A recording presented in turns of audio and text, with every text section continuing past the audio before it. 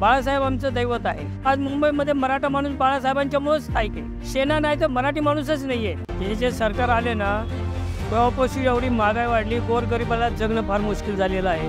पशवेगिरीचं सरकार आहे। फडणवीस साहेब नुसते आव्हान करतात पण कुठल्या गोष्टी अंमलात आणत नाही। आज आमचा बघा नाही, CNG गॅस 11 रुपये होता, आज किती झालं? 80 रुपये। आता 1100च्या वर सिलेंडर झाले आणि म्हणे आम्ही मोफत सिलेंडर देतो, मोफत ते गॅस देतो असं बोलतात। लोकांना दाखवतात एक करतात एक, असं नाही झालं पाहिजे। रोजगार नाही आहेत लोकांना, कितीतरी बेरोजगार झाले। कंपनी सगळे बाहेर जायला लागल्यावर रोजगार मिळणार कुठे?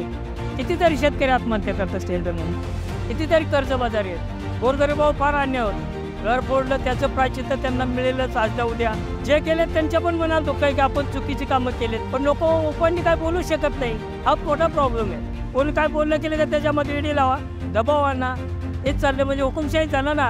पण जे कट्टर आहेत ते कट्टर राहणारच, काही झालं तरी। आमचा काही जीव गेला तरी चालेल, पण आम्ही कट्टर शिवसैनिकच राहत। महाराष्ट्राच्या अस्तित्वासाठी लढा देणार, क्रांतीची मशाल धगधगणार। इंडिया महाविकास आघाडीचे अधिकृत उमेदवार श्री राजन विचारे यांना प्रचंड बहुमताने विजयी करूयात। निशाणी मशाल।